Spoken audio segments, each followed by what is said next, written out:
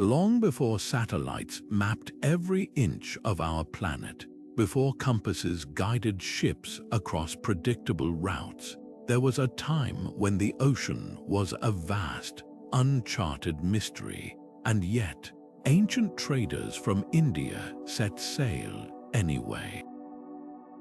Picture this: wooden vessels laden with spices, textiles, and sacred texts, braving monsoon winds and unknown currents, driven by something deeper than profit. What if these voyages didn't just connect markets but transformed entire civilizations? Today, we're diving into one of history's most captivating riddles. Did ancient Indian traders reach Southeast Asia? And if so, how did their journeys reshape the world? The clues are scattered like whispers across time. Temples in Cambodia with carvings that echo Hindu epics, languages in Indonesia threaded with Sanskrit words, even dance forms in Thailand that mirror ancient Indian traditions, all hint at a connection far older than textbooks suggest. But how did these influences travel thousands of miles across treacherous seas? Were these cultural exchanges accidental or part of a deliberate, daring network of trade and diplomacy? The answers lie buried in shipwrecks, hidden in forgotten scripts, and woven into the rituals of communities who have kept these stories alive for centuries. This isn't just a tale of commerce, it's a saga of human curiosity and resilience. Imagine the courage it took to sail beyond the horizon, not knowing what or who awaited on the other side. These journeys didn't just transport goods, they carried ideas that shaped art, religion, and governance across Southeast Asia, leaving a legacy that endures to this day. So, grab your metaphorical explorer's hat. We're piecing together archaeological discoveries, linguistic puzzles, and cultural echoes to uncover how ancient India's maritime adventurers might have changed the course of history. Ready to set sail into the past? Let's begin. Ancient India's mastery of the seas wasn't just impressive, it was revolutionary. Picture the bustling port of Lothal, a marvel of engineering from over 4,000 years ago, with its tidal docks designed to handle massive ships. Or Muziris, where Roman coins mingled with Indian spices in a marketplace so vibrant its fame reached the Mediterranean. These weren't just trading posts, they were gateways to a world connected by daring voyages.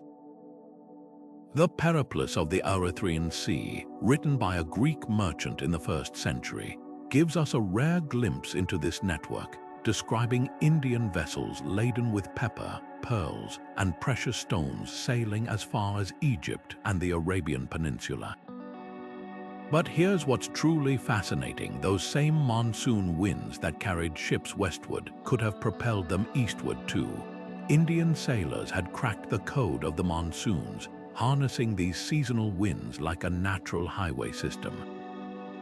From April to September, the southwest monsoon would have pushed their ships toward Southeast Asia, while the northeast monsoon from October to March could bring them home. It's no coincidence that ancient Tamil poetry speaks of merchants who sailed the roaring ocean, returning with gold. But did they reach further than we've officially documented? The clues suggest yes. Take the case of Oc Eo in southern Vietnam, an archaeological site where Roman coins and Indian seals were found side by side, proof that trade networks stretched far beyond what historical records fully capture. Then there's the linguistic trail. Across Southeast Asia, words for numbers, trade goods, and even spiritual concepts bear striking similarities to Sanskrit and Tamil.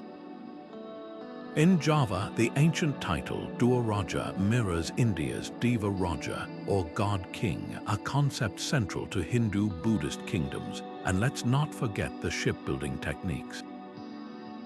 Traditional Indonesian finisi boats still use stitching methods nearly identical to those described in ancient Indian texts. suggesting knowledge didn't just travel through goods but through shared craftsmanship.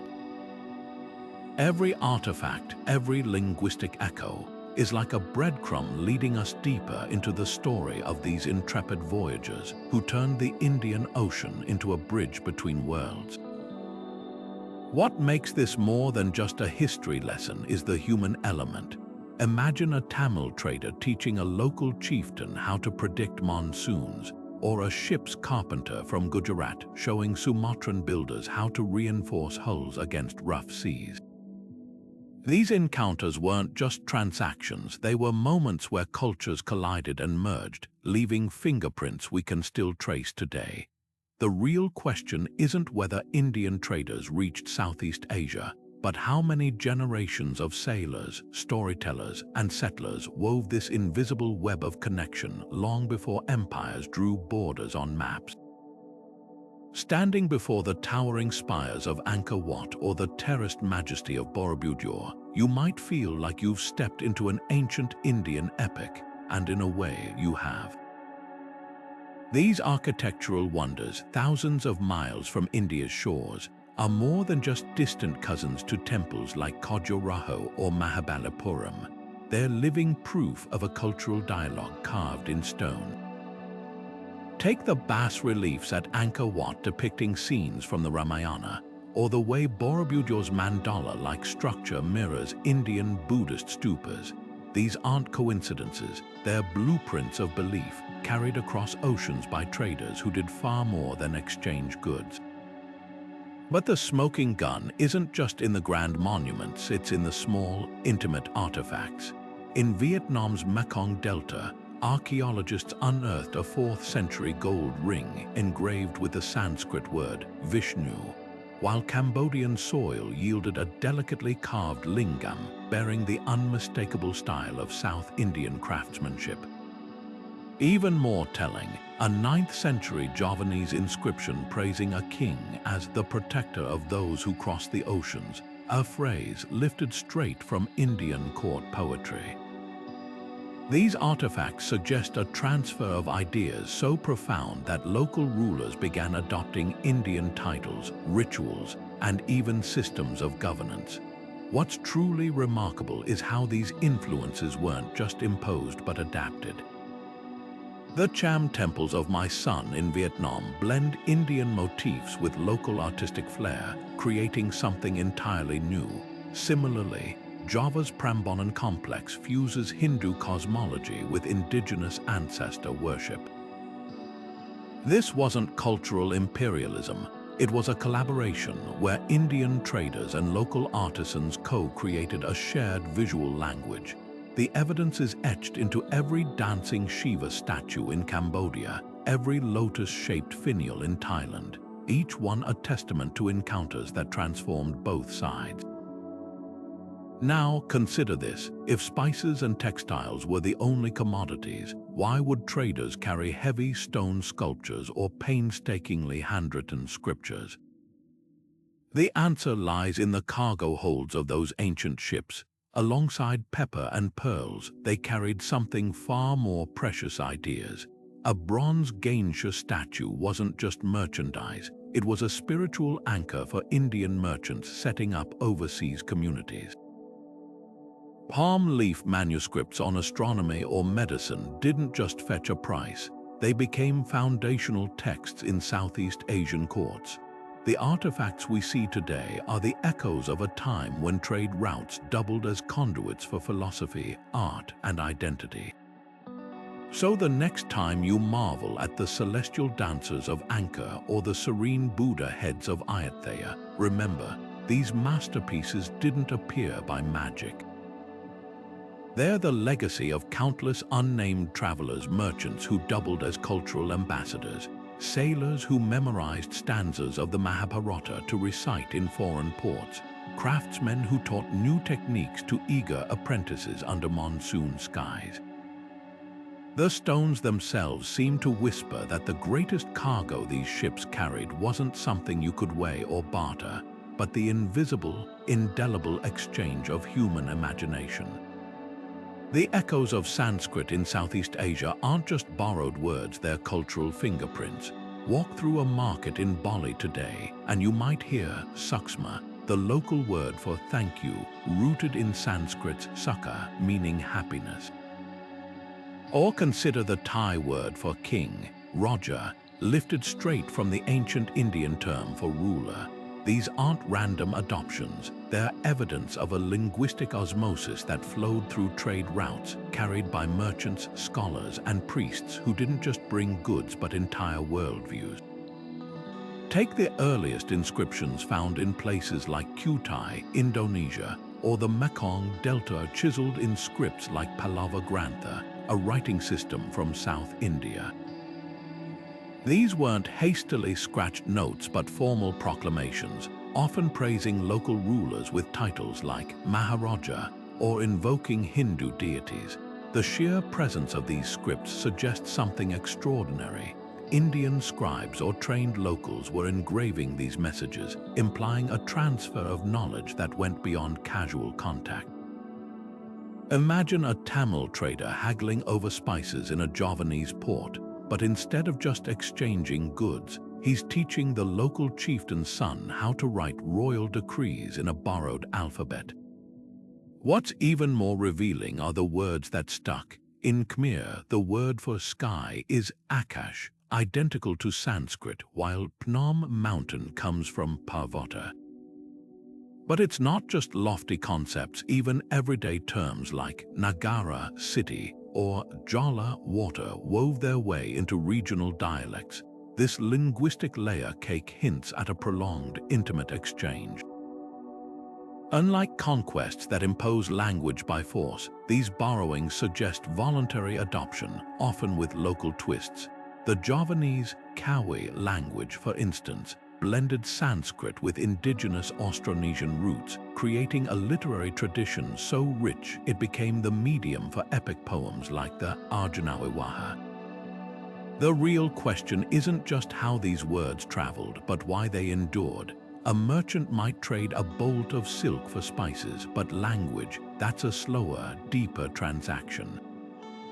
Perhaps Sanskrit's prestige as a sacred tongue gave it staying power, much like Latin in medieval Europe.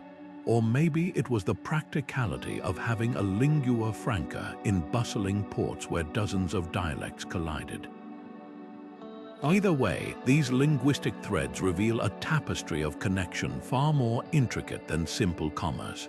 When a Cambodian farmer calls his rice field Kshetra, or a Balinese dancer performs the Mahabharata, they're unwittingly reciting a maritime history written in syllables and script, one that outlasted empires and still whispers across centuries. The cargo that crossed these ancient seas tells a story far richer than mere commerce. Indian ships departing from ports like Barach or Mamallapuram carried sacks of black pepper so valuable it was called black gold, along with cinnamon from Kerala's rainforests and cardamom that perfumed distant royal courts. But spices were just the beginning. Fine cotton textiles, dyed in vibrant hues with techniques guarded like state secrets, flowed eastward, so prized that Indonesian chronicles describe Javanese nobility draped in Indian fabrics as a symbol of status. Meanwhile, Southeast Asia offered treasures of its own. Cloves from the Moluccas, nutmeg from the Banda Islands, and sandal, wood from Timor filled Indian ships returning home. Gold from Sumatra, tin from the Malay Peninsula, and tortoise shell from Borneo transformed regional economies. Yet the most fascinating exchange wasn't just material.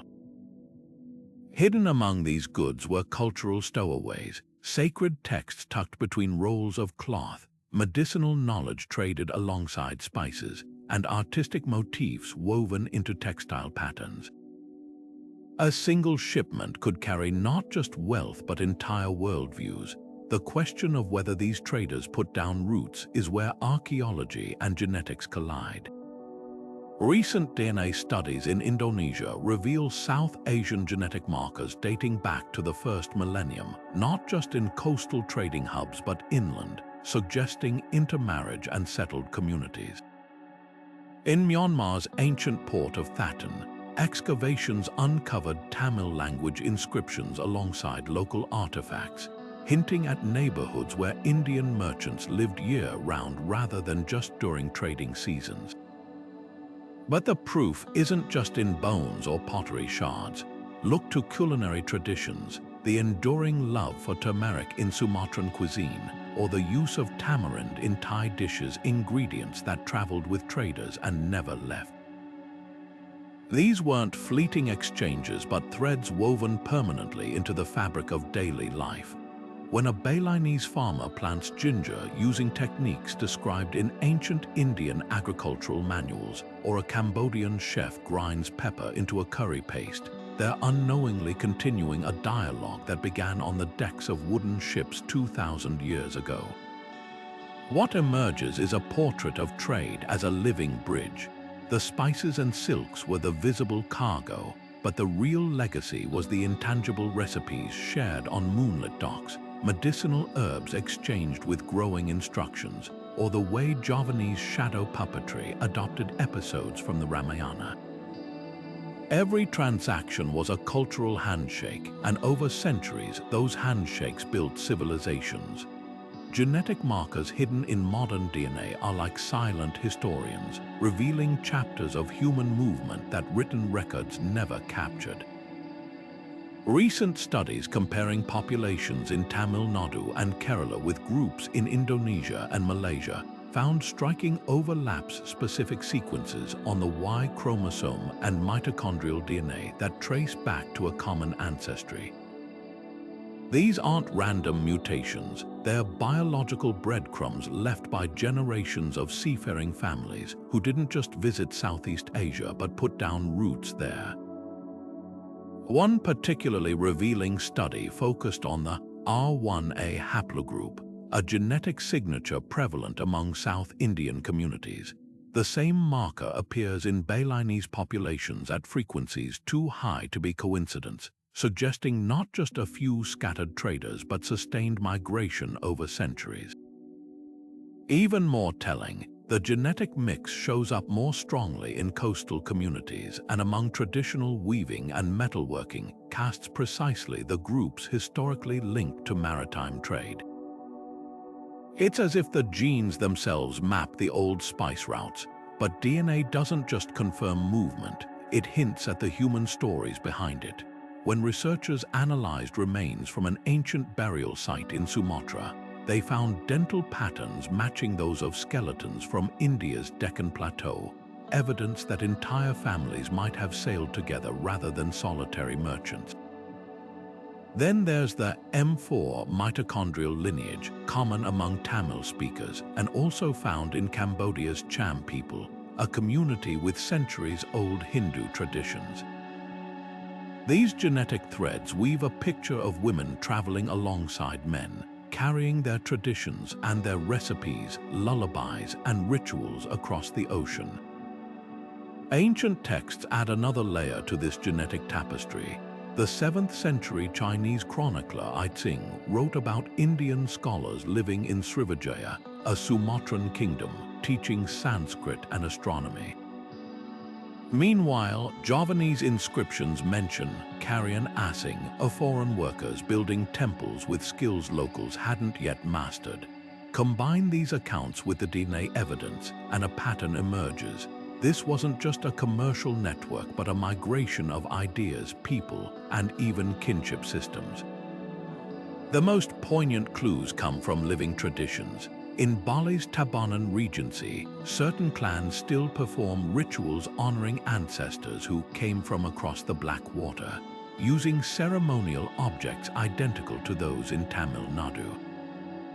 Meanwhile, geneticists working with the Bugis people of Sulawesi, renowned seafarers themselves, discovered a subset with South Indian ancestry concentrated among families who craft traditional wooden ships. It's as if the ocean didn't separate these cultures but became a highway for shared identity, with each voyage adding another stitch to the fabric of connection. What genetics can't tell us is the emotional truth of these journeys. Were they driven by ambition, necessity, or sheer curiosity? did a trader from Mamallapuram feel exhilaration or terror when his ship first sighted the volcanoes of Java? The answers might lie in the folklore of coastal communities, where tales of Nagaram merchants marrying local princes still echo. Science gives us the bones of the story, but it's the whispers of history, the recipes, the rituals, the shared strands of DNA that let us glimpse the flesh and blood of those who dared to sail beyond the horizon. Ancient texts and chronicles are like fractured mirrors reflecting glimpses of a lost world. The Ramayana's mention of Suvarnabhumi, the land of gold, has long tantalized historians. Was this mythical realm actually Southeast Asia? The epic describes a distant land where Hanuman's search for Sita took him beyond the subcontinent, a place of towering forests and glittering riches. Fast forward to Chinese annals from the 3rd century, and the puzzle pieces start fitting together. Records from the kingdom of Funen, in what's now Cambodia, speak of an Indian Brahmin named Kondinya who married a local queen, founding a dynasty that blended Hindu rituals with indigenous traditions. These aren't just folk tales, they're cultural crossroads preserved in ink. Yet these sources come with caveats. Ancient chronicles weren't written as neutral histories but as court propaganda or religious allegories.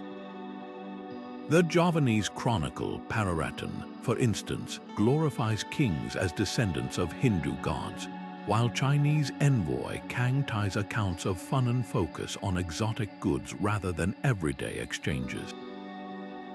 What's missing? The voices of the traders themselves, the Tamil merchant who kept a ledger on palm leaves, the ship's cook who traded recipes in a Malayan port.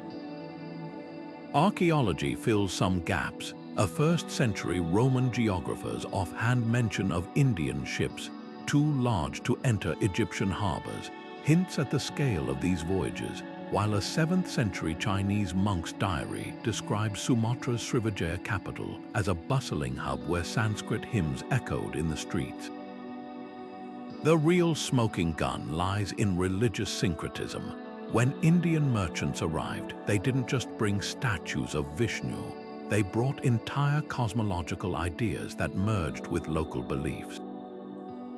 Take the Cham people of Vietnam. Their ancient temples honored Shiva, but the rituals incorporated animist spirits of rivers and mountains. Or consider Bali's Agama Hindu, a form of Hinduism that preserves Vedic chants yet worships volcanoes as sacred.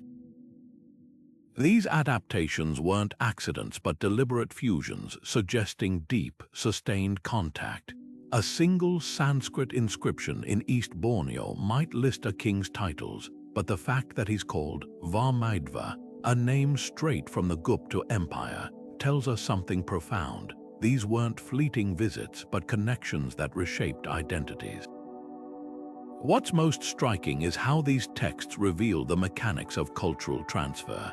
The Nagarakatagama, a 14th century Javanese epic, casually mentions Indian musicians performing at royal weddings, while Tamil poems from the same era describe dark-skinned girls in Srivijaya markets selling betel nut. These details paint a world where trade wasn't just about cargo, but about people sharing skills, stories, and even spouses across oceans. The chronicles may be fragmentary, but together they form a mosaic of encounter, one where every broken shard still glints with the light of a forgotten connection. The arrival of Hinduism and Buddhism in Southeast Asia wasn't a conquest, it was a courtship.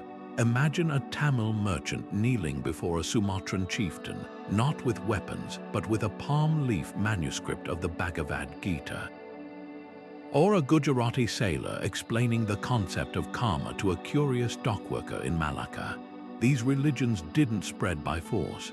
They traveled on the same ships that carried cinnamon and silk, offered as gifts to local rulers who saw in them something transformative.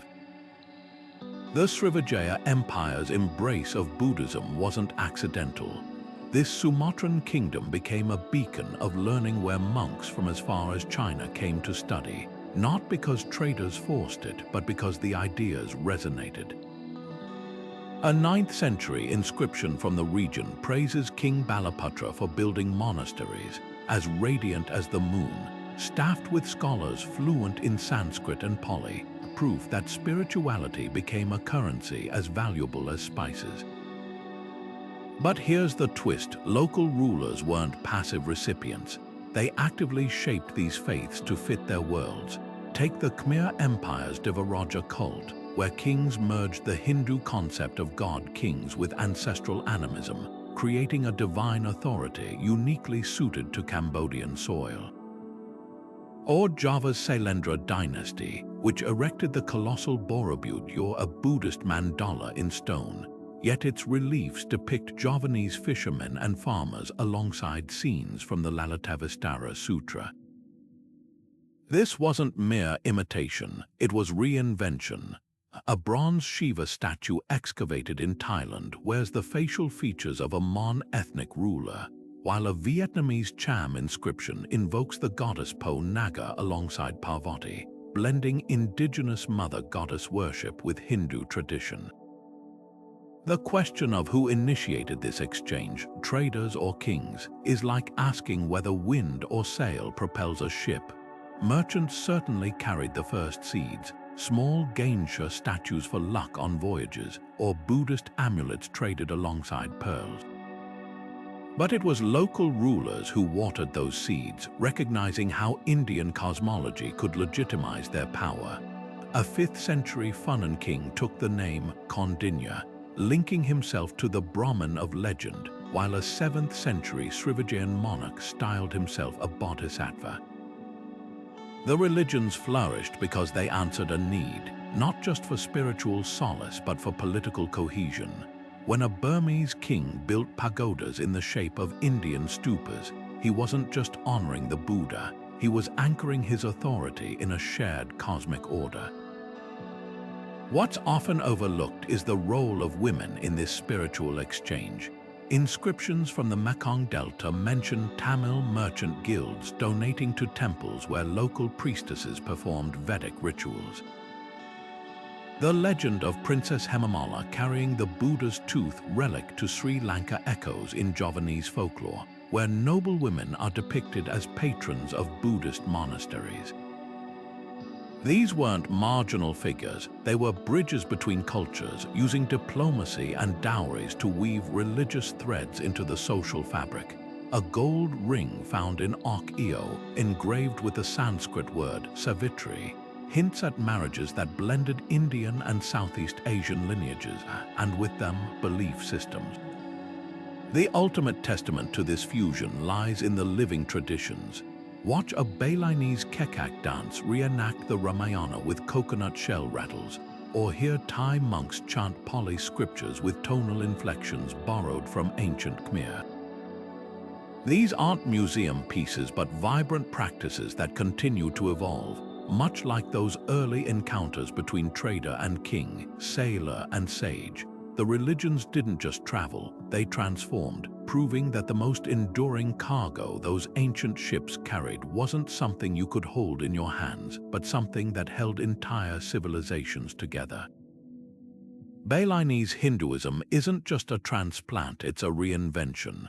Walk into a temple in Ubud, and you might witness a priest offering flowers to Shiva while whispering prayers to Dewi Donu, the indigenous goddess of Lake Bata.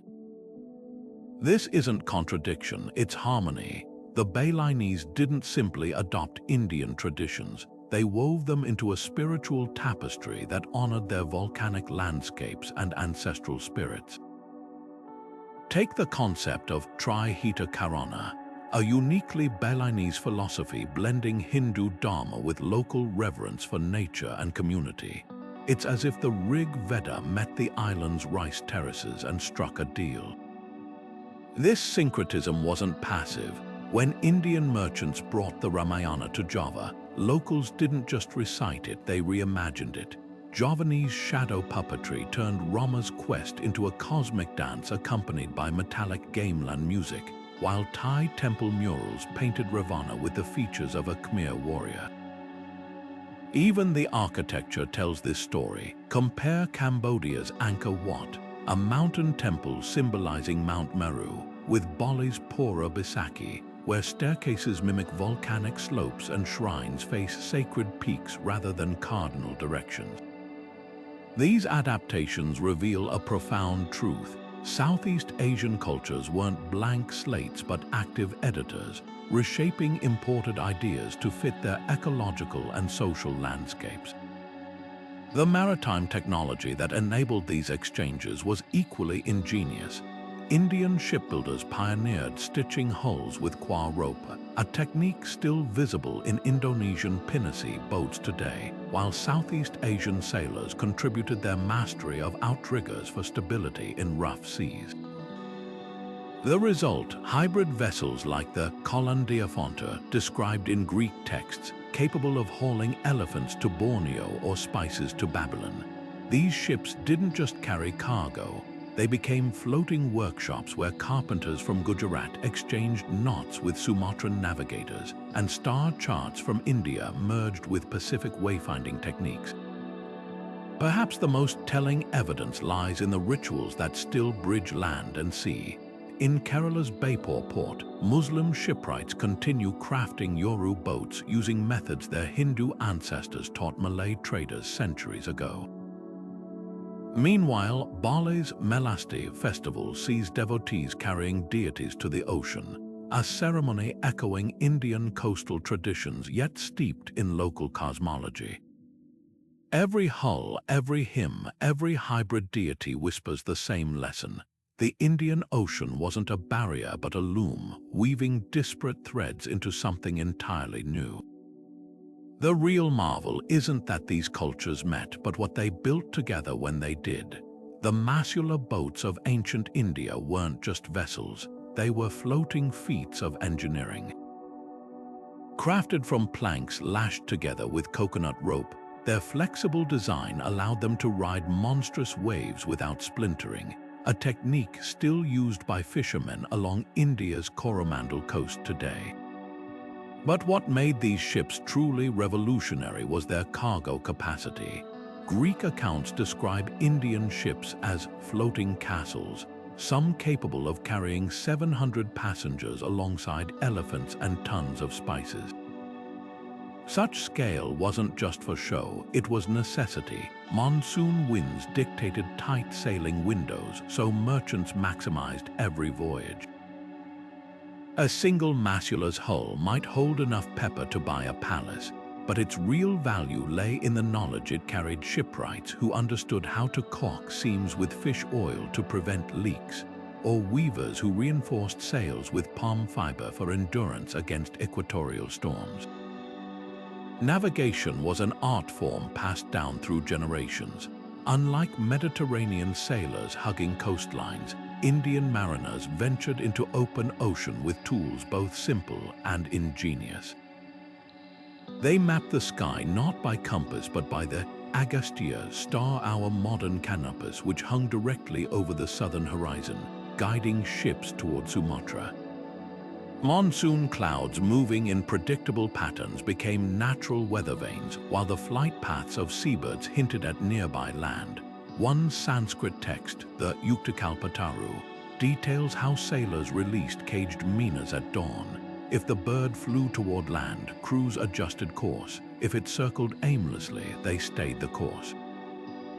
These weren't guesses but observations refined over centuries, as precise as any GPS to those who knew their language. The parallels with Austronesian navigation are uncanny.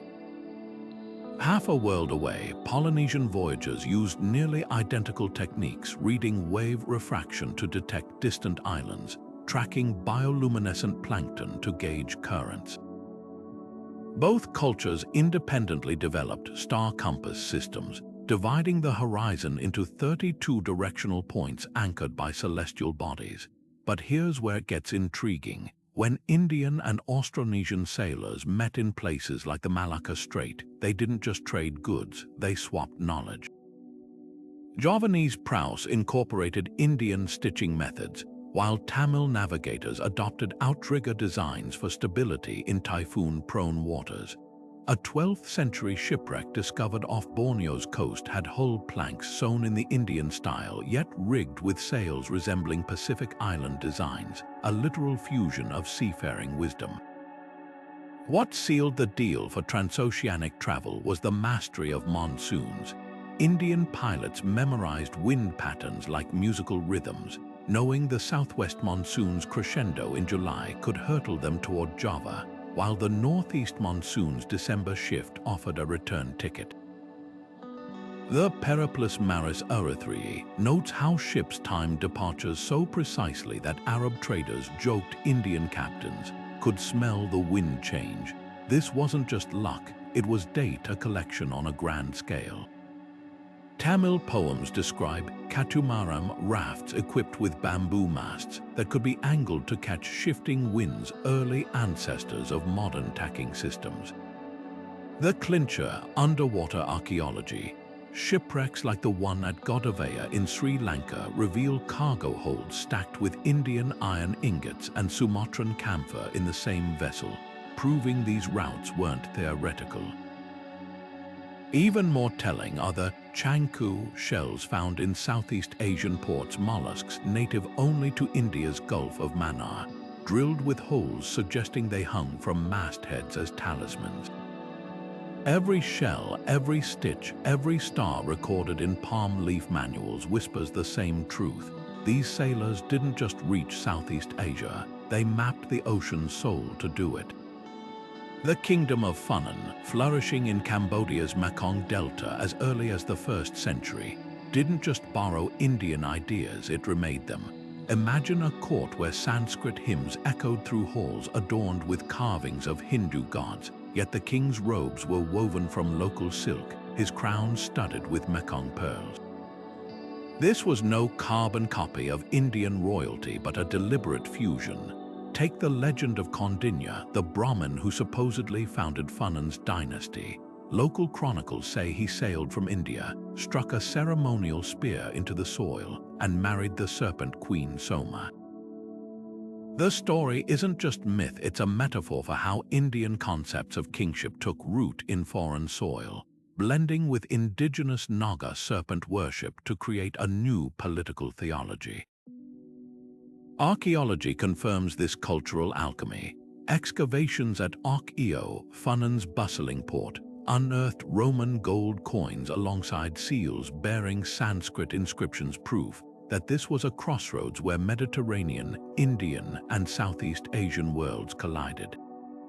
But the real smoking gun, a 5th century Funen inscription declaring the king universal ruler in flawless Pallava script, while nearby temples housed lingams carved in the local style, their bases etched with Khmer motifs.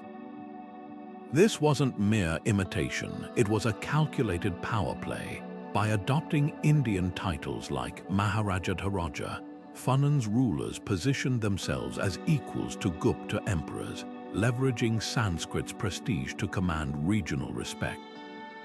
Champa along Vietnam's coast took a different path. Here, Shiva wasn't just worshipped, he was reinvented. Cham kings erected tower temples called Kalan, where lingams bore faces resembling local chieftains, merging divine and earthly authority. A 9th century inscription from Po Naga temple boasts of a Cham queen who defeated invaders with Shiva's blessing, then donated Indian-made bronze bells to the shrine. The message was clear: Indian gods could be drafted into local conflicts, their power harnessed for homegrown agendas. What fueled this cultural exchange? Follow the money. Funen controlled the Isthmus of Kra, a vital overland shortcut avoiding the treacherous Malacca Strait. Indian merchants paid handsomely to transport goods across this corridor, and Funen's kings taxed every bale of pepper. In return, they gifted Indian traders land grants and titles, creating a symbiotic relationship where religion lubricated commerce. A Chinese envoy's 6th century report notes Funen's nobles speaking Sanskrit while bargaining for Indian diamonds, proof that language itself became a transactional tool. Champa's economy reveals even sharper pragmatism. Their ships dominated the spice route from the Moluccas, and Indian textiles were prized not just for their beauty but as status markers. A Cham noble buried with Indian-patterned gold earrings wasn't just accessorizing, he was advertising his access to transnational networks. Meanwhile, Champa exported aromatic aloes wood to India, where it burned in temple rituals, creating a spiritual feedback loop. The scent of Cambodian forests perfumed Indian prayers, while Indian hymns sanctified Cham coronations. The genius of these kingdoms lay in their selectivity. They embraced Indian legal codes but adapted them to local matrilineal inheritance customs. They commissioned Ramayana carvings but populated them with Cham-faced demons and Funen-style palaces. Even the economic models hybridized. Funen's irrigation systems combined Indian hydraulic engineering with Khmer rice terracing know-how. These weren't passive recipients of foreign culture but savvy synthesizers, picking the most useful threads from the Indian tapestry and weaving them into something unmistakably their own. So were these connections forged by trade, diplomacy, or migration? The answer is all three, and none exclusively. A Tamil merchant might marry into a Funen noble family, his children becoming cultural translators. A Cham prince educated in India's Nalanda University would return with Sanskrit texts but govern using indigenous customary law. The ocean didn't carry just goods or people, it carried possibilities, and these kingdoms had the vision to seize them. Their legacy lives on in the Mekong farmer who still marks planting seasons by Hindu lunar calendars, or the Cham potter shaping clay gainshas beside ancestral spirit jars, testaments to a time when cultural exchange wasn't about dominance, but the art of creative borrowing. Gold wasn't just a commodity in ancient Southeast Asia, it was currency, art, and divinity rolled into one. The Khmer Empire's rivers yielded nuggets so pure they didn't need refining, while Sumatra's highland mines produced gold dust traded by the sackful. Indian merchants called this region Suvarnabhumi, the land of gold, not as poetic flattery but as a factual label. A single Tamil poem from the 3rd century describes ships returning from Sumatra with hulls so weighted down by gold that crews had to jettison stone anchors to stay afloat. But gold wasn't even the most sought-after treasure. Cloves from the Moluccas could fetch their weight in silver when they reached Rome, and Malabar pepper, prized for its pungency, was used as collateral for loans in Mesopotamian markets. This wasn't just trade, it was an economic revolution on an oceanic scale. The sheer volume of this exchange reshaped landscapes. In Burma's Martaban region, kilns mass-produced storage jars stamped with Tamil Merchant Guild symbols, designed to transport spices without losing potency. Meanwhile, Indian port cities like Arakamdu became factory towns, where artisans dyed cotton with indigo from Java or strung pearls from the Gulf of Mannar into necklaces bound for Javanese royalty.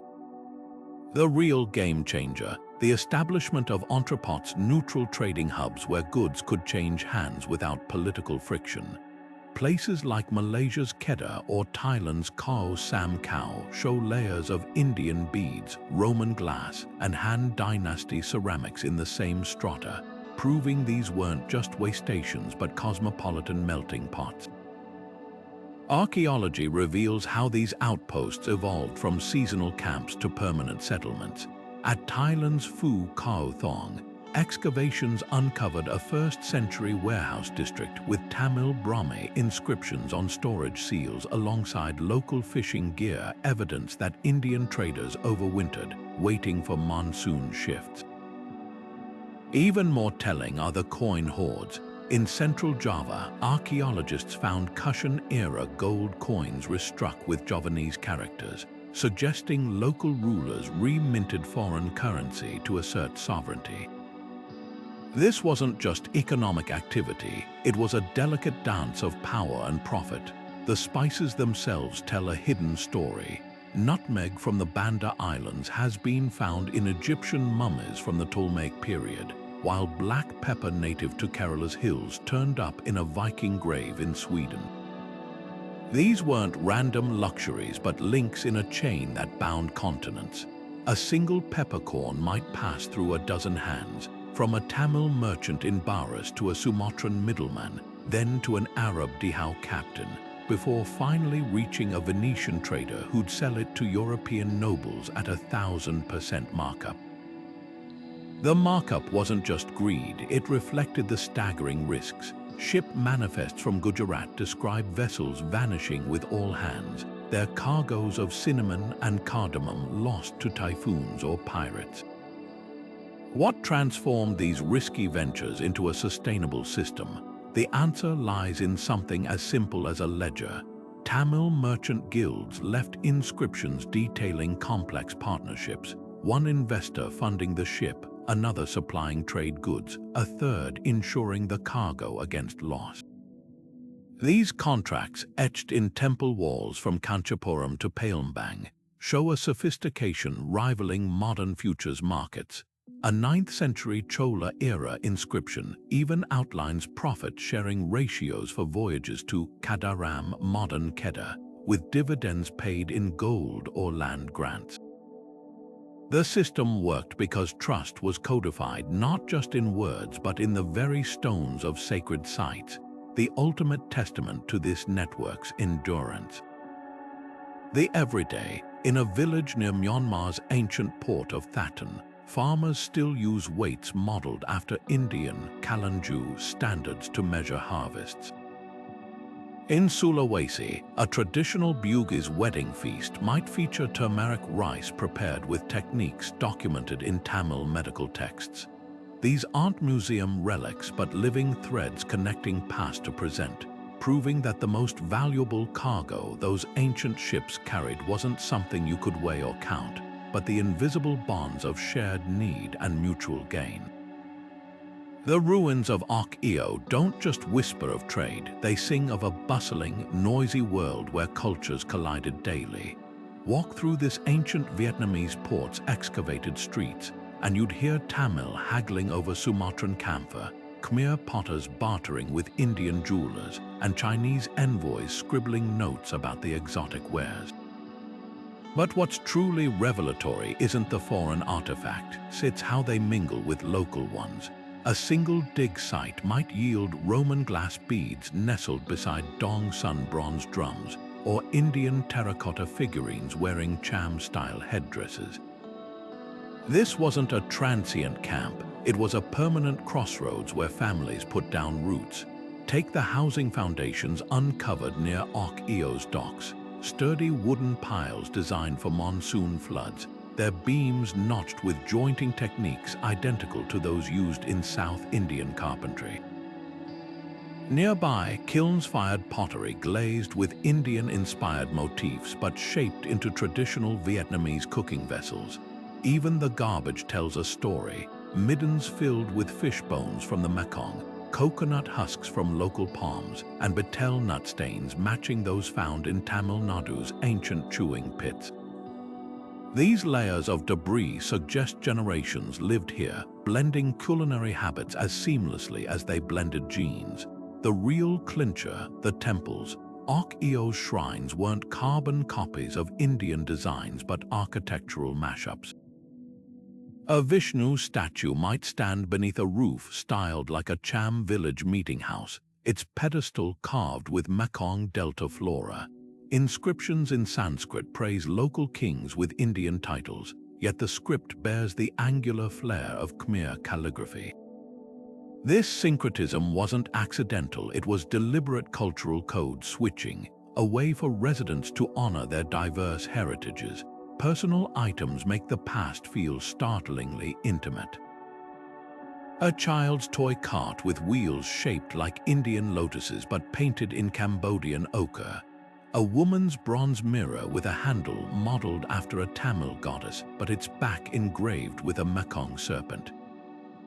These weren't just trade goods repurposed, they were identities remade. The most poignant find, a set of dice carved from whale bone, their pips arranged in the Indian style, found beside a gaming board scratched with a local variation of pachisi. Imagine the laughter around that board, Indian sailors teaching Khmer fishermen a game from home, the rules bending with each retelling. What sealed Archaeo's fate as a permanent hub was infrastructure. Canals dug to link the Mekong with coastal ports, warehouses with raised floors to guard against floods, even a rudimentary lighthouse whose brickwork matches techniques from Andhra Pradesh. This wasn't a fly-by-night operation, but a planned settlement where merchants wintered between monsoons, some marrying into local families. DNA from nearby burial sites confirms its skeletons with South Asian ancestry buried in traditional cham poses, their grave goods mixing Indian conch shells with indigenous jade.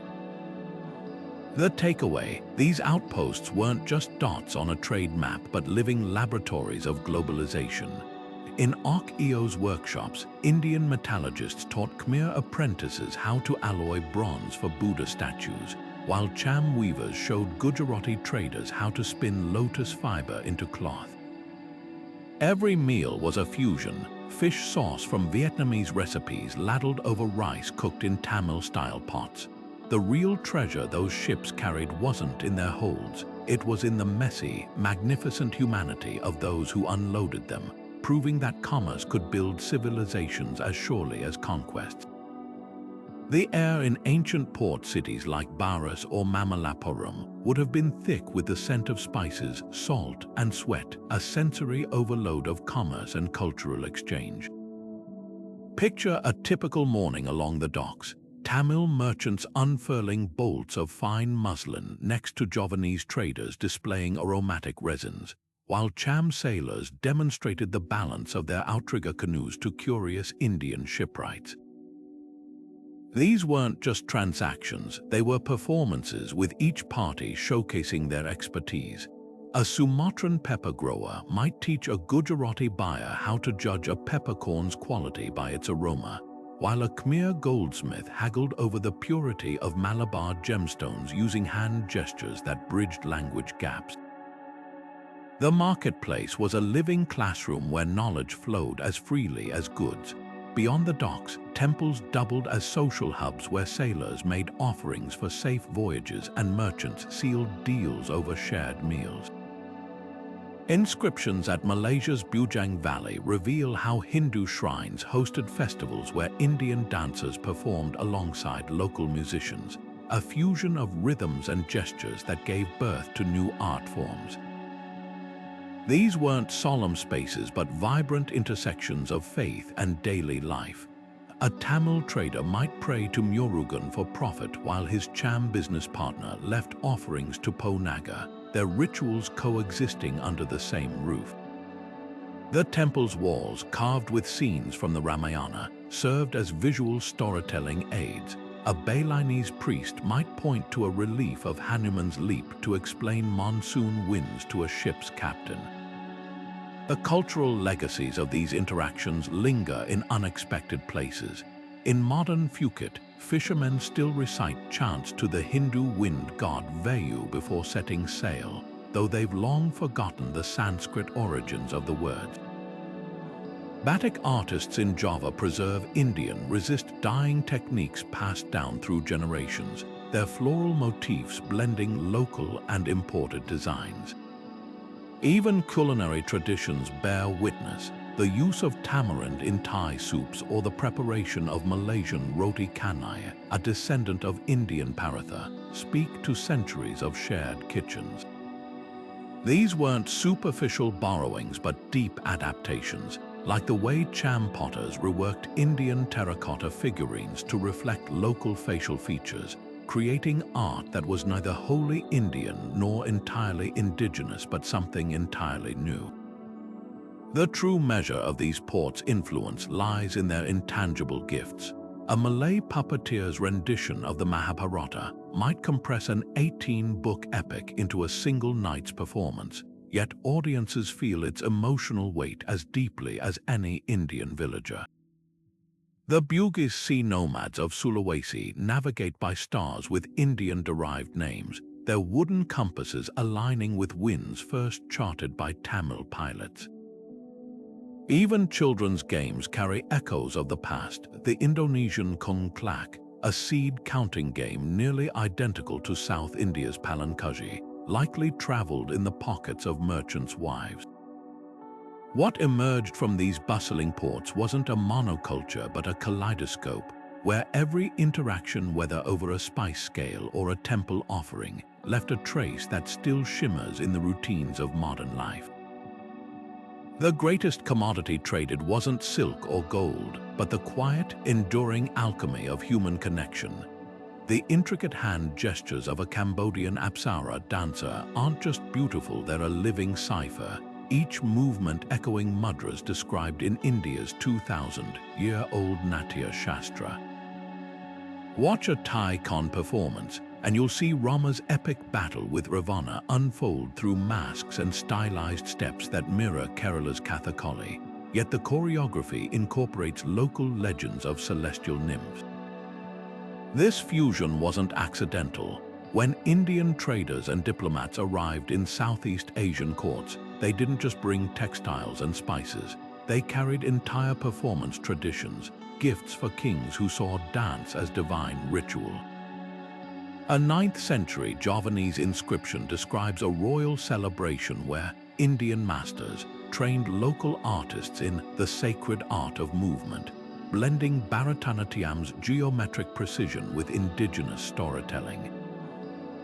The result, art forms that became inseparable from national identity, like Bali's Legong, where Hindu tales are told through hypnotic finger flutters and footwork adapted from village harvest dances. Shadow puppetry reveals even deeper layers of exchange. In Java's Wayang Kulit tradition, intricately pierced leather figures act out episodes from the Mahabharata under oil lamp glow, but with a twist. The Javanese hero Arjuna speaks in local proverbs, while Bhima's comic sidekick Sema embodies indigenous folk wisdom. These adaptations weren't mere translations but reinventions, where Indian epics became vessels for Southeast Asian values. The puppeteer's lamp, called a blenkong, mimics the Indian diya's sacred flame, yet its flickering light casts shadows uniquely shaped by local aesthetics. Even the musical accompaniment hybridized. Indian tamburas harmonize with bronze gamelan gongs, creating a soundscape that's neither fully Indian nor entirely Javanese but something transcendent. Political dimension of this cultural exchange was anything but subtle. When a Khmer king commissioned the Bayon Temple's bas-reliefs depicting naval battles, he included Indian-style ships crewed by dancers mid-performance, a bold statement that art and power sailed on the same tide. Diplomatic marriages played a pivotal role too. A Cham princess wedding a Pallava prince in the 7th century didn't just unite kingdoms. Her troupe of musicians brought Carnatic ragas into Vietnamese court ceremonies, which evolved into the haunting melodies of Hugh's Imperial N Ha NH1A1C. These alliances turned culture into soft power, with Indian-influenced art serving as a lingua franca among rival courts. A Sumatran ruler might send a Javanese shadow puppet troupe as a peace offering, or a Burmese king employ Indian nat dancers to legitimize his rule by linking it to Hindu-Buddhist cosmology. The survival of these traditions speaks volumes. While wars toppled empires and religions shifted, the dances endured not as museum pieces but as vital practices. In Thailand's Wat Phra Kieu, con performers still don elaborate masks to enact the Ramakien, Thailand's localized Ramayana before crowds of devotees. Balinese girls learn Legong before they can read, their muscles memorizing movements that encode centuries of cross-ocean dialogue. The real magic lies in the details. How a Cambodian Apsara's crown mirrors Chola-era temple sculptures yet sways like Mekong reeds, or how Malaysian Mak Yong theatre blends Indian-derived plots with shamanic trance rituals.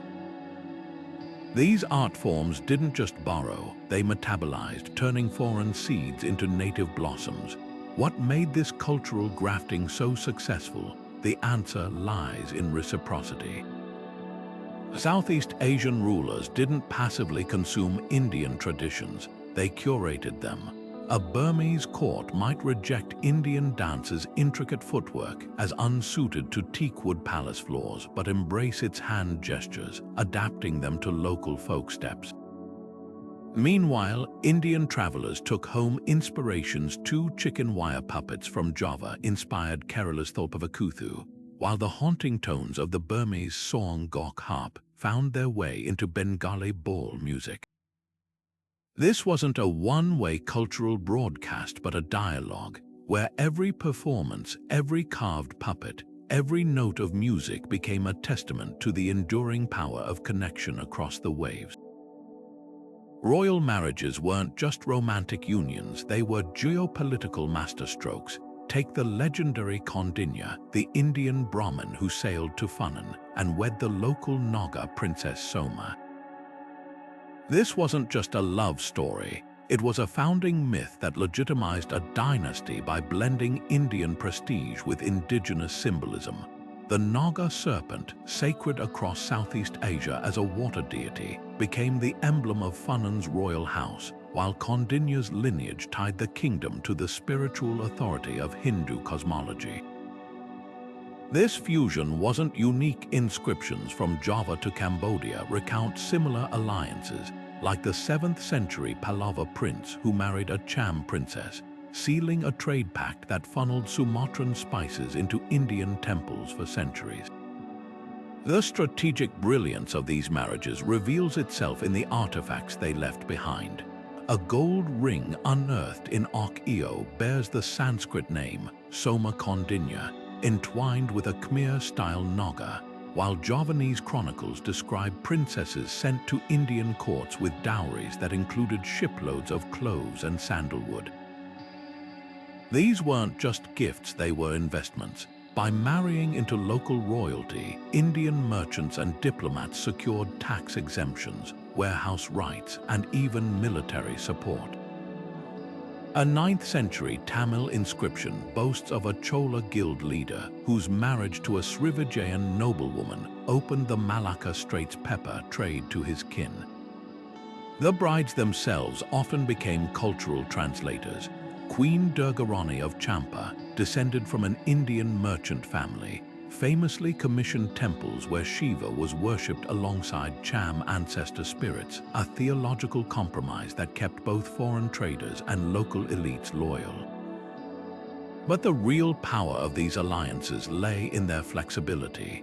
When a Khmer king took a Tamil princess as his chief queen, her retinue introduced Indian-style court poetry, yet the royal chronicles were still written in Old Khmer. The hybrid titles tell the story. Rulers called themselves Divaraja to appeal to Indian partners but kept indigenous names like Suryavarman for domestic audiences. This wasn't mere assimilation, it was a delicate balancing act. The Sailendra dynasty of Java went a step further, using marital ties to position themselves as both Buddhist Chakravartins and indigenous rice god incarnates. Their Borobudur, your monuments reliefs show Indian ships arriving with royal brides, while local farmers offer harvests to the new hybrid rulers, a visual manifesto of how political marriages fed entire civilizations. The legacy of these unions echoes in living traditions. In Bali's Tenganan village, certain clans still trace descent to Indian ancestors who married local priestesses, their annual ceremonies blending Hindu mantras with animist offerings. Meanwhile, Cambodia's Rimka epic, a localized Ramayana, depicts Rama's alliance with the Naga kingdom as pivotal to his victory, mirroring the realpolitik of ancient Khmer Indian diplomacy. These stories endure because they weren't just political contracts but cultural crucibles, where dance, cuisine, and even child-rearing practices merged. When a Cham princess taught her Tamil husband's cooks to flavor curry with lemongrass, or when a Javanese prince's Indian tutors adapted Sanskrit verses to local pentatonic scales, they weren't just sharing, they were creating something neither culture could have achieved alone. The most enduring cargo those wedding ships carried wasn't silks or gems, but the unspoken promise that bloodlines, like trade routes, could flow both ways. Elite adoption of Indian cultural elements wasn't just about prestige. It was a political revolution in disguise. When a Khmer king inscribed Devaraja on his temple walls, he wasn't merely copying foreign terminology. He was tapping into a cosmic blueprint of power. The concept of divine kingship, rooted in Hindu-Buddhist traditions, offered Southeast Asian rulers something revolutionary, a way to transcend tribal loyalties and position themselves as universal sovereigns. Take the case of Jayavarman II, who in the early 9th century orchestrated a grand ritual atop Cambodia's sacred Mount Mahendra, declaring himself the God King of a unified Khmer Empire. This wasn't just pageantry, it was statecraft. By modeling his coronation after Indian consecration rites, he fused local mountain worship with Hindu cosmology, creating an unassailable claim to authority that resonated with both upland chieftains and coastal merchants. The architectural echoes are even more revealing. Compare Angkor Wat's towering prasats to South India's Chola temples. Their shared mandala layouts weren't accidental. These structures functioned as three-dimensional political manifestos, their concentric galleries symbolizing the ruler's dominion over both earthly and cosmic realms. But look closer and the adaptations shine through. While Indian temples often faced east toward the rising sun, many Khmer shrines align with the setting sun during harvest season, weaving agricultural cycles into the sacred geometry. Even the bas-reliefs tell a hybrid story. At Cambodia's Banteay Esray, scenes from the Ramayana play out alongside carvings of local courtiers presenting tribute, visually equating Indian epics with contemporary power structures. The strategic genius of this cultural borrowing becomes clear when examining religious institutions. The Buddhist monastic university at Nalanda didn't just educate Southeast Asian princes, it produced a transnational elite fluent in Sanskrit diplomacy. A 7th century Srivijayan king sent his son to study there, returning with not just scriptures but a network of alliances. These monasteries became de facto embassies where monks doubled as political advisors. A Javanese inscription from Kalasan Temple reveals how a Buddhist nun, likely of Indian origin, brokered a land grant between rival clans using her cross-cultural literacy. The temples themselves functioned as economic engines, controlling rice lands and spice trade routes while disseminating royal propaganda through ritual. Yet to dismiss this as pure realpolitik misses the human dimension. The personal devotion of rulers like Thailand's King Ramkhamhaeng, who commissioned Thai script inscriptions praising both Theravada Buddhism and his own merit, suggests genuine spiritual engagement. Or consider Queen Tribhuvanna of Majapahit, whose correspondence with Tamil Shaivite scholars reveals a ruler wrestling with theological nuances while governing a maritime empire. The line between calculation and conviction blurs in artifacts like the 9th century Playosan plaques from Java gold votive tablets bearing Sanskrit prayers for the queen's health, commissioned by her subjects in a mix of piety and loyalty.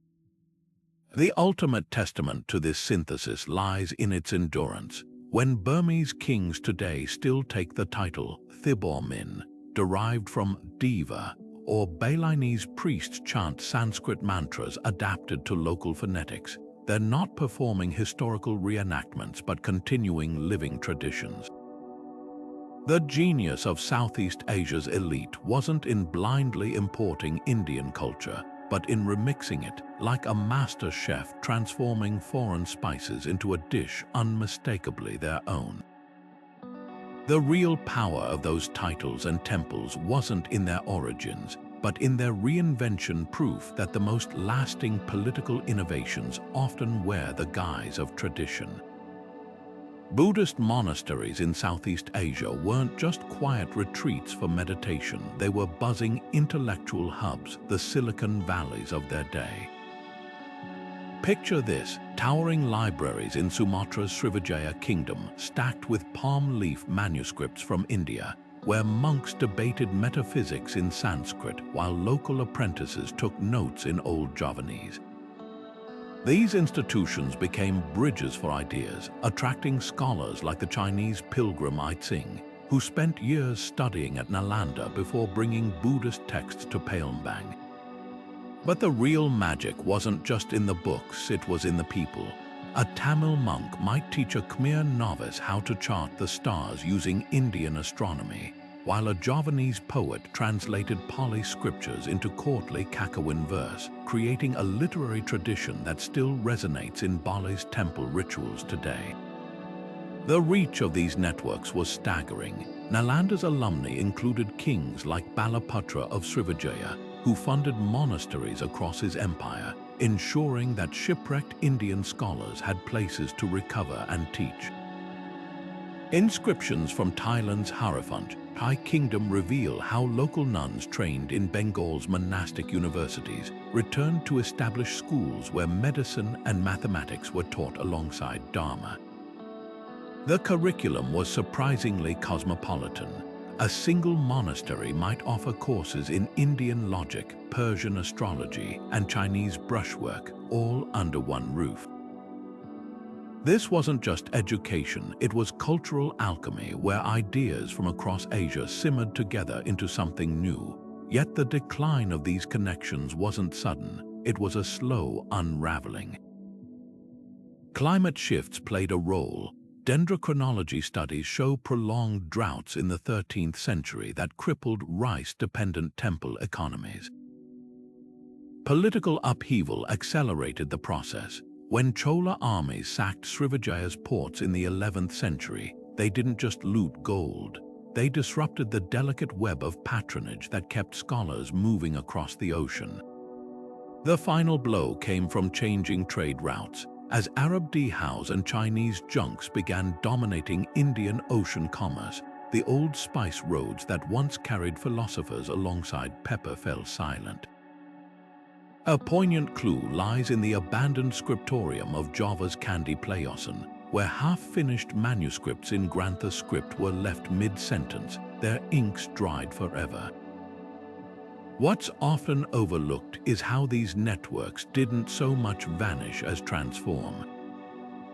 When Theravada Buddhism surged across mainland Southeast Asia in the 14th century, it carried echoes of those earlier exchanges. Burmese pagodas retained the elongated spire design of Bengali viharas, while Thai monastic schools preserved Indian medicinal texts by recopying them onto folding books called samat koi. Even the decline tells a story. The last Sanskrit inscription in Cambodia, dated 1489, laments the departure of Brahmin advisors as the kingdom turned inward. Yet in quiet ways, the legacy endured. A Balinese lonta palm leaf manuscript on Vedic rituals might bear water stains from monsoon rains, but its knowledge still guides priests today, proof that some connections, however frayed, never truly broke. The fading of India's cultural footprint across Southeast Asia wasn't a sudden eclipse but a slow dimming, like monsoon clouds obscuring the sun. By the 14th century, the Sanskrit inscriptions grew fewer, the temple construction slowed, and new voices, Islamic traders from Arabia, the Theravada monks from Sri Lanka, and resurgent local traditions began to fill the spaces where Indian ideas once thrived. But why? The answers weave through politics, economics, and the relentless tide of change. One major factor was the shifting map of global trade. As Arab and Persian merchants mastered the monsoon routes, their dhows became the new lifelines of commerce, carrying not just silks and spices but the Quran and Sufi teachings. Ports like Malacca, once hubs for Indian guilds, now echoed with a call to prayer. The Chola dynasty's decline in South India weakened a key patron of maritime networks, while China's Ming dynasty turned inward, disrupting the triangular trade that had sustained Srivijaya and Angkor. Without the constant flow of Indian merchants and monks, the cultural pipeline began to dry up. Political upheavals accelerated the transformation. The Mongol invasions shattered old alliances, sending shockwaves from Central Asia to Java. In Burma, the pagan kingdom's fall disrupted centuries of Buddhist exchange with India, while the Khmer Empire's struggles against Thai kingdoms diverted resources from temple building to warfare. Even in Java, where Hindu-Buddhist traditions ran deep, the rise of Islamic sultanates like Demak offered rulers a fresh source of legitimacy, one untethered from the old god-king models. A poignant symbol of this shift lies in Ayutthaya's archives, where 15th-century edicts abruptly switch from Sanskrit to Thai, as if a linguistic curtain had fallen. Yet the most profound changes were internal. Southeast Asian societies had never been passive recipients of Indian culture. They'd always adapted it. Over time, those adaptations took on lives of their own. Theravada Buddhism, arriving from Sri Lanka with its emphasis on monastic purity, resonated more deeply with agrarian communities than the elaborate rituals of Mahayana Buddhism linked to India. Local languages, once written in Indian scripts, developed distinct literary traditions. Think of Java's Kidung poetry or Thailand's Ramakien, which transformed the Ramayana into a distinctly Siamese epic.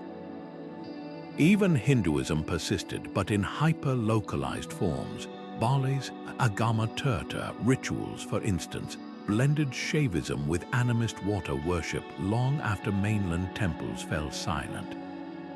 The artifacts tell a story of quiet evolution rather than abrupt replacement.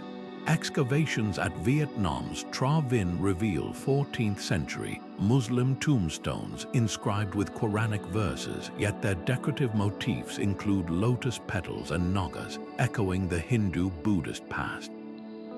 In Sumatra, the Muara Jambi temple complex shows signs of continued worship into the Islamic era, with Chinese ceramics placed alongside faded murals of Durga. This wasn't erasure but layering, like pages of a palimpsest where the old writing still bleeds through. Perhaps the greatest irony is that Indian influence didn't so much vanish as become invisible, woven into the fabric of daily life. The Malay word for a book, kitab, may have Arabic roots, but its contents often preserved Indian storytelling tropes. Burmese court dances still honor the Yama Zattor, a localized Ramayana, while Cambodian farmers plant rice according to lunar calendars derived from Indian astronomy. The tide had turned, but the ocean remained its currents, now carrying new cargo, its waves still shaped by ancient winds. The Portuguese carracks that rounded the Cape of Good Hope in the early 16th century didn't just bring new flags to Asian shores. They shattered a delicate ecosystem of exchange that had thrived for millennia. When Vasco da Gama's cannons boomed off Calicut's coast, they weren't just announcing European arrival, they were firing the opening salvo in a ruthless campaign to hijack the spice trade. Suddenly, the Tamil merchants who'd bartered pepper with Javanese princes for generations found themselves sidelined by brutal monopolies. The Portuguese crown's cartas system forced Asian ships to buy costly permits or face destruction, while Dutch VOC traders later cornered the nutmeg trade by razing entire Banda Islands villages. These weren't just business tactics, they were cultural earthquakes. The fallout was immediate and devastating. Ports like Gujarat's Surat and Sumatra's Baras, once teeming with Indian and Southeast Asian vessels, withered as European companies rerouted trade to their own fortified hubs: Goa, Malacca, Batavia. Temple inscriptions from Tanjore tell of guilds that bankrupted themselves paying exorbitant protection fees to Portuguese fleets. Meanwhile, the intricate web of kinship ties that had sustained cross-ocean communities frayed. A poignant example, the Chola Muslim traders of Penang, descendants of Tamil merchants who'd married into Malay families, found their ancestral shipping lanes choked by Dutch blockades, their hybrid Tamil-Malay pidgin fading as commerce shifted to European-controlled ports. Yet beneath this disruption, the old connections persisted like underground springs. In Bali, where Dutch rule came late and lightly, Brahmin priests preserved palm leaf manuscripts documenting centuries-old trading agreements between Indian and Balinese kings. The island's Subak irrigation systems, originally designed using Indian hydraulic principles, continued to funnel water through terraced rice fields, a living relic of shared agricultural knowledge. Even in colonized Java, Wayang Kulit puppeteers secretly wove Indian epic episodes into performances, their leather shadow figures acting as subtle resistance against European cultural erasure. The most remarkable survival lay in everyday rituals. In Cambodia's countryside, farmers still marked planting seasons with almanacs blending Hindu lunar calendars with indigenous weather lore. Malaysian kite makers unconsciously replicated the geometric patterns of Indian temple mandalas in their Wow Bulan designs.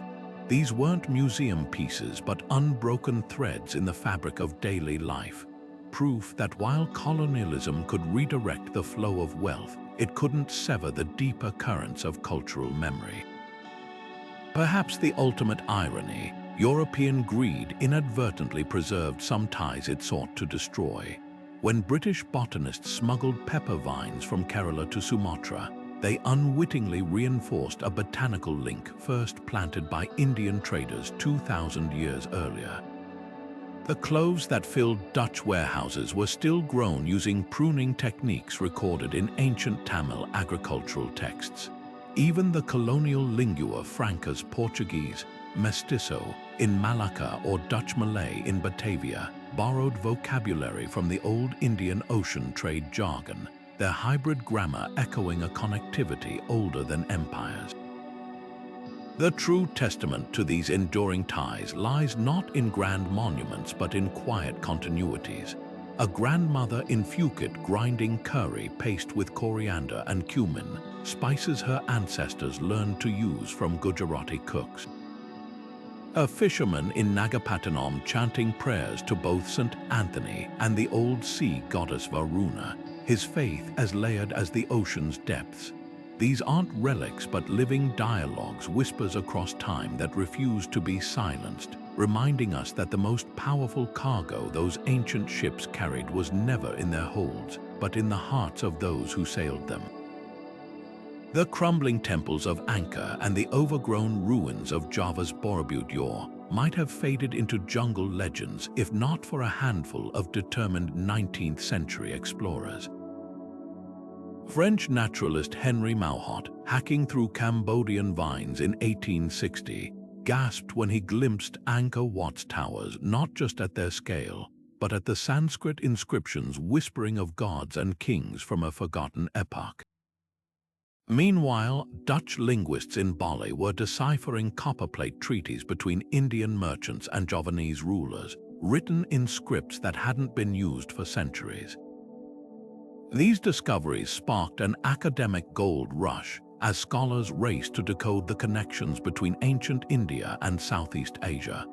But the early theories were riddled with colonial biases. Some Victorian archaeologists insisted Southeast Asian civilizations were mere imitations of superior Indian culture, dismissing local innovation. Modern scholarship has dismantled these simplistic narratives through meticulous detective work. Take the case of the Greater India theory popular in the 1920s, which portrayed Southeast Asia as a passive recipient of Indian civilization. Archaeologists like Janice Stargott challenged this by excavating Thailand's ancient port of Khao Sam Khao, uncovering glass beads and tin ingots, proving local industries thrived independently before Indian contact. Meanwhile, linguists like Sheldon Pollock analyzed how Sanskrit wasn't just transplanted to Java, it was reinvented, with old Javanese poets crafting Kakawin verses that blended Indian meter with indigenous folklore. Even temple architecture tells a revised story. Laser scans of Cambodia's pre-Ko revealed Khmer builders modified Indian designs to withstand monsoon rains, angling drainage spouts in ways no Indian architect would recognize. The controversies today aren't about whether connections existed, but how power flowed along them. Did Indian Brahmins serve as political advisors to Southeast Asian kings, or were they just one group among many vying for influence? A heated debate erupted over the Srivijaya enigma. Some scholars argue this Sumatran kingdom was a Buddhist theocracy steered by Indian monks, while others point to shipwreck evidence showing Chinese ceramics outnumbered Indian goods 10-1 in its ports. The discovery of 9th century Tamil merchant guild inscriptions in Myanmar's Thatan region added fuel to the fire, proving traders wielded substantial political clout without royal patronage. Cutting-edge technology continues to rewrite the story. Satellite imaging has traced ancient canals linking Archaeo's ruins to the Mekong, confirming Greek accounts of a land port where goods moved from sea to river without unloading. DNA analysis of skeletons in Bali's Gilumanyuk site revealed ancestry from India's Deccan Plateau, but with maternal lineages tracing to local Austronesian groups, proof of intermarriage rather than colonization. Even botanists weigh in. Pollen studies show black pepper was cultivated in Java centuries before Indian contact, upending assumptions about who taught whom agricultural techniques. The biggest shift, recognizing these exchanges as dialogues, not monologues, when a Thai archaeologist recently reconstructed a 5th century shipwreck near Chumpon. She found Indian cotton wrapped around Sumatran camphor, sealed with Sumatran resin, a metaphor for how cultures intertwined at every level. The old narrative of Indianization has given way to ideas like localization, where Southeast Asian rulers actively curated foreign influences to suit their needs. A Khmer king might commission a Shiva lingam, but have it carved from local sandstone and anointed with oil from Cambodian esrot trees. These nuances matter because they transform history from a tale of cultural conquest to one of creative adaptation, a lesson as relevant today as it was 2,000 years ago. The debate over Indian influence in Southeast Asia isn't just academic. It's a clash of perspectives that forces us to rethink how cultures interact. On one side, scholars like John Miksic point to Java's pre-Indian megalithic culture, where massive stone tombs and ancestor worship flourished independently. Excavations at sites like Gunung Padang reveal sophisticated terrace systems dating back 4,000 years, long before Sanskrit inscriptions appeared. These findings fuel arguments that Southeast Asian societies were already complex, selectively adopting Indian ideas rather than passively absorbing them. A striking example, the Javanese concept of hyong, spiritual forces dwelling in natural objects, persisted even as Hindu-Buddhist temples rose across the landscape, proof of cultural resilience, not erasure. Yet other researchers, such as Herman Kulk, counter that dismissing Indian influence ignores the seismic shifts it triggered. When the Khmer king Jayavarman Roman II performed his sacred Devaraja ritual in the 9th century, he wasn't just tweaking local traditions, he was harnessing Indian cosmology to unify fractured territories under a single divine mandate. The sheer scale of Sanskrit's spread tells a story. Over 70% of old Javanese court poems borrow heavily from Indian metrical patterns. while Thai legal codes until the 19th century retained vestiges of manusmriti. Even critics admit that Indian shipbuilding techniques revolutionized Southeast Asian maritime trade, enabling kingdoms like Srivijaya to dominate regional commerce for centuries. The middle ground may lie in recognizing agency on both sides. Take the enigmatic Funen kingdom. Early French colonial historians painted it as an Indian outpost, but recent archaeology reveals something subtler. At Archaeological, gold seals bearing Sanskrit names sit alongside distinctly Khmer pottery styles, suggesting local elites cherry-picked Indian symbols of authority while maintaining indigenous governance structures. Similarly, Bali's Subak irrigation systems, often credited to Indian agronomists, actually merge Indian water temple concepts with Austronesian terrace farming perfected over millennia. This wasn't a one-way cultural transfusion, but a negotiation where Southeast Asian rulers acted as savvy curators, not blank slates. The fiercest debates swirl around religion. Some Southeast Asian nationalists today downplay Hinduism and Buddhism's foreign origins, framing them as incidental additions to local spirituality. Yet the artifacts tell a different story. 9th century Javanese temples like Prambanan feature Ramayana reliefs where Rama's face mirrors contemporary kingly portraits, clear evidence of how Indian narratives were weaponized for political legitimacy. Conversely, Thailand's Ramakien epic transforms Hanuman into a cheeky, lovable trickster, a far cry from Valmiki's original. These adaptations weren't signs of weak imitation but creative reinvention, proving cultures don't just receive influence, they metabolize it. Perhaps the most revealing lens is language. While Sanskrit loanwords pepper Southeast Asian vocabularies, they often take on new meanings. The Khmer word Sola, derived from Sanskrit Chola, originally meant school, but came to denote communal rest houses, a shift reflecting local priorities. Even scripts tell this story.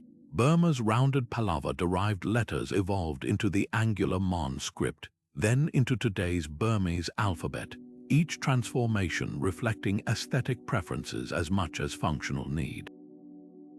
The truth resists simple binaries. Indian influence wasn't a tidal wave that drowned local traditions, nor was it a mere seasoning sprinkled on unchanged dishes.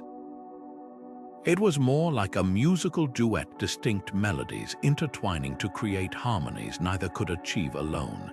The real lesson lies not in measuring who contributed more, but in understanding how these encounters birthed something wholly original, where every borrowed idea was filtered through the prism of local genius. The debate itself reflects this complexity, a living testament to how history, like culture, is never just given but made, and remade through endless conversation across time and tide. While Indian traders undoubtedly left an indelible mark on Southeast Asia, they weren't the only players in this ancient cultural exchange. Centuries before Indian vessels rode the monsoon winds to Java, Chinese merchants were already plying the South China Sea in sturdy junks, their hulls brimming with silks, ceramics, and a very different set of ideas. The ruins of Vietnam's Tra Ki Letter 1 EC7U bear witness to this overlap, where a 3rd century Shiva statue stands just meters from Han Dynasty bronze mirrors, each artifact whispering of parallel networks that didn't compete so much as intertwine. China's influence arrived through different channels. Unlike Indian Brahmins who often served as advisors in royal courts, Chinese engagement was initially more commercial. Tang Dynasty records describe Kunlun, merchants likely Malay or Javanese middlemen ferrying cloves and tortoiseshell to Guangzhou, where they traded for intricately patterned Yu ceramics. These weren't just transactions, they were cultural handshakes. In Borneo's Santubong Delta, archaeologists unearthed Song Dynasty celadon bowls alongside Indian-style gold filigree, suggesting local elites curated both simultaneously. The real magic happened when these influences fused, like the iconic Martaban jars, colossal storage vessels made in Burma with Chinese glazing techniques but decorated with Tamil-style fish motifs, becoming status symbols from Sumatra to Siam. Yet Southeast Asia was never a blank slate waiting for foreign scripts. Indigenous innovations shaped the region long before either Indian or Chinese traders arrived. The Dongsun culture's bronze drums, cast as early as 500 BCE, reveal sophisticated metallurgy independent of outside influence. When Indian concepts of kingship reached Java, they didn't replace the existing Ratu system but grafted onto it, blending Hindu divine right ideology with local traditions of sacred geography. Take the megalithic culture of Nias Island, where stone monuments predating foreign contact still stand, a proof that Southeast Asia's civilizations had their own gravitational pull. The intersections often produced startling creativity. In 15th century Malacca, a single royal procession might feature Javanese gamelan musicians playing Indian ragas on Chinese-influenced bronze gongs, while the Sultan's robes combined Gujarati embroidery with Sumatran gold thread.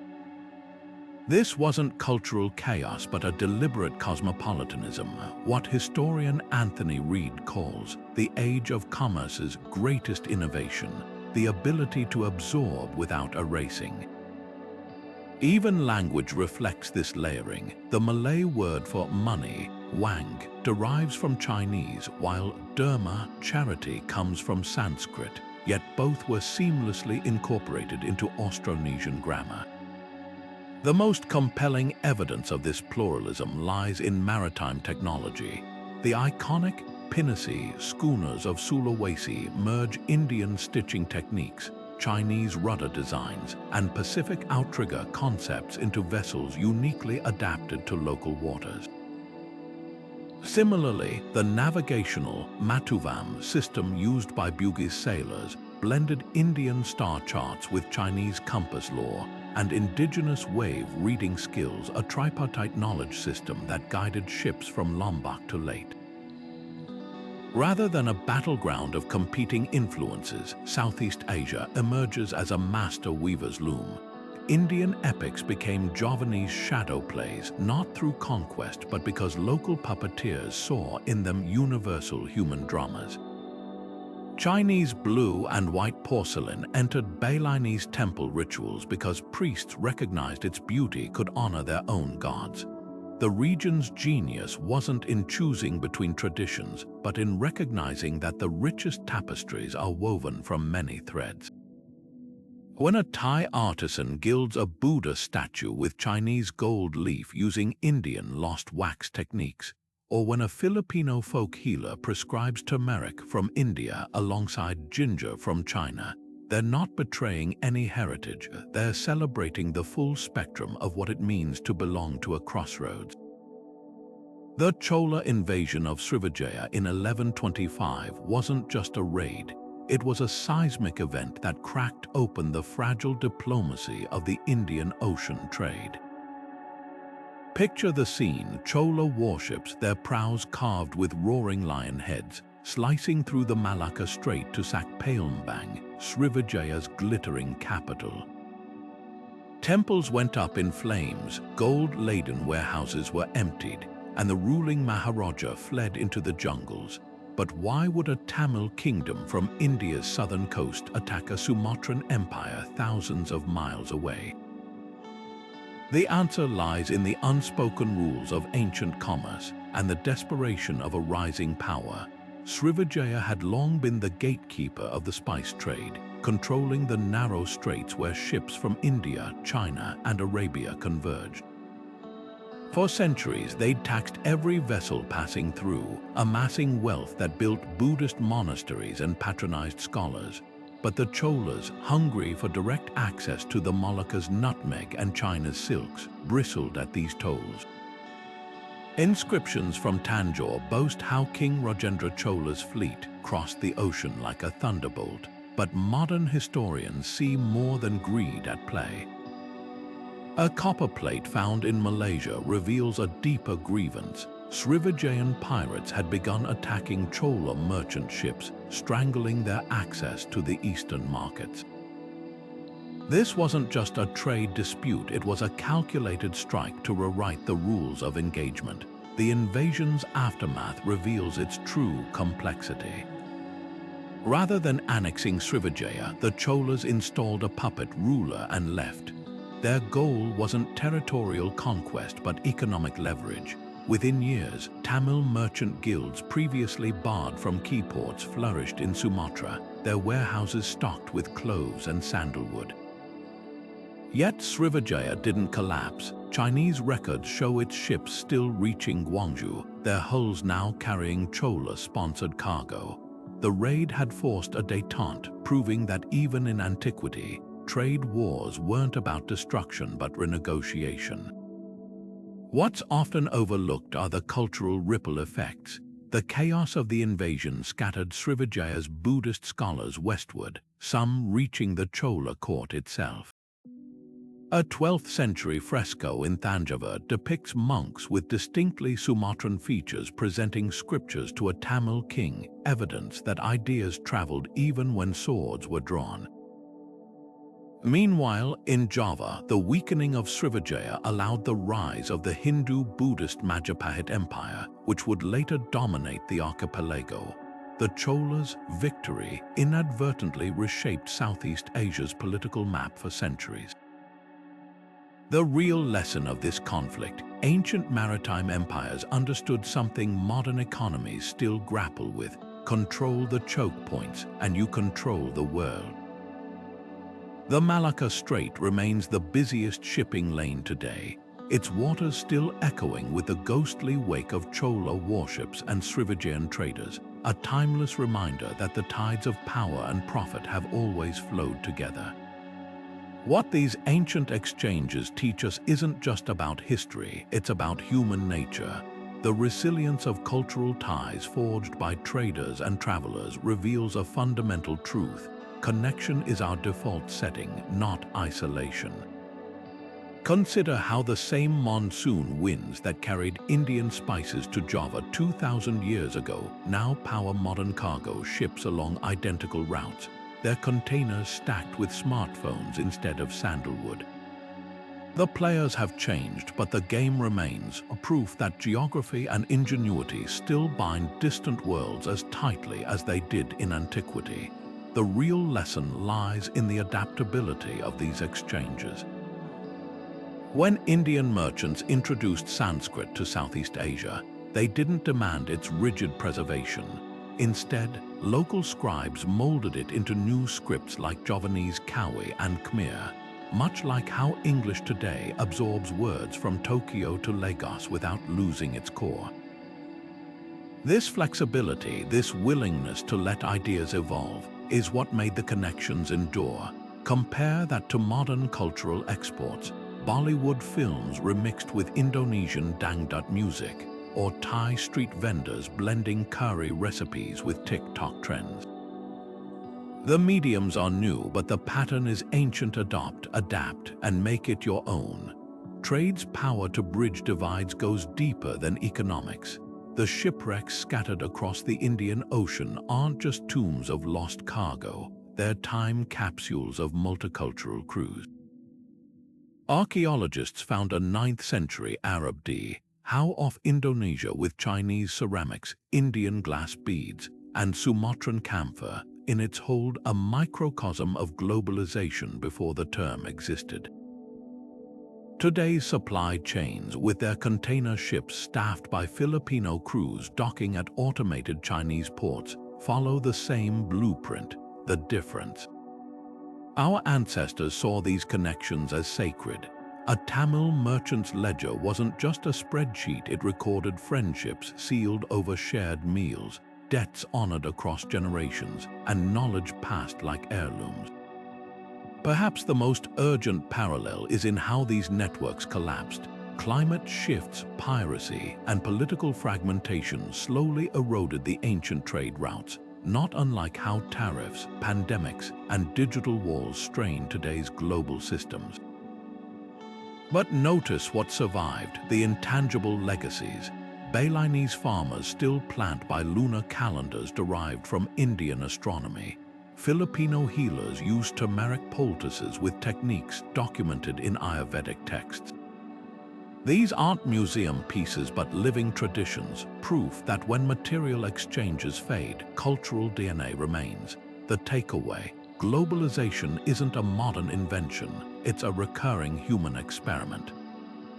The ancient traders understood something we often forget. Real connection isn't about dominance but reciprocity. When a Khmer king inscribed Sanskrit prayers on temple walls, he wasn't surrendering his identity, he was expanding it. That's the timeless wisdom whispering from these ruins, that the strongest bridges aren't built by force, but by countless small acts of curiosity, courage, and compromise across the waves. The evidence isn't just carved in stone, it's woven into the very fabric of Southeast Asia's identity. From the saffron-robed monks chanting Pali scriptures in Thai temples to the batik artisans of Java tracing patterns that mirror ancient Indian motifs, the legacy of those early maritime adventurers lives on in ways both grand and intimate. The towering spires of Angkor Wat may be the most visible testament to this connection, but look closer and you'll find the echoes everywhere. In the way a Balinese grandmother grinds spices with a mortar and pestle, her technique unchanged from Tamil culinary texts, or how Filipino fishermen still navigate by stars whose Sanskrit names they've long forgotten. These aren't relics of a bygone era, they're living threads in an unbroken tapestry of exchange. What's truly remarkable is how these connections transcended mere commerce. A Tamil merchant haggling over pepper in a Sumatran port didn't just leave behind coins, he left fingerprints on language, art, and spirituality. The Sanskrit word for merchant, vanik, evolved into the Malay wanita, meaning woman, reflecting the matrilineal trade networks that flourished. Bronze sculptures of Shiva in Vietnamese Cham temples bear the serene smiles of local deities, while Khmer court dances fuse Indian mudras with the fluid grace of Mekong Delta movements. This wasn't cultural imperialism, it was alchemy where both sides emerged transformed. The ocean that once separated these regions became their greatest connector. Monsoon winds carried more than ships, they carried ideas, with the same cyclical certainty that brings monsoon rains to this day. A 7th century shipwreck off the coast of Java held not just Indian textiles and Sumatran resins, but a set of dice engraved with Tamil numerals on one side and Javanese symbols on the other. It's a tiny artifact with a monumental message. Trade wasn't about domination, but dialogue. As we piece together this story, it challenges modern notions of borders and belonging. The genetic study showing South Asian ancestry in Sulawesi's seafaring communities, the palm leaf manuscript in a Bali temple preserving navigation routes to Gujarat, all whisper that identity has always been fluid, shaped by currents stronger than politics. The real treasure those traders sought wasn't just gold or spices, but the intangible wealth of shared knowledge. When a Chola king's inscription boasts of gifting a Burmese monastery with 1,000 lamps, he wasn't just flaunting wealth, he was investing in a network of light that stretched across the waves. So the next time you savor a Thai curry rich with cumin and coriander, or marvel at the geometric precision of a Borobudur mandala, remember, you're glimpsing fragments of a forgotten bridge between worlds. History isn't just about kings and conquests. It's about the unnamed sailors who dared to sail beyond the horizon, stitching continents together with nothing but courage and the stars. Their legacy reminds us that cultures don't clash, they converse, and in that endless exchange, something beautiful endures. What connections might we be forging today, unwittingly, that future generations will uncover with the same awe? Drop your thoughts below and let's keep unraveling these threads together. Don't forget to subscribe. The next historical mystery is just a click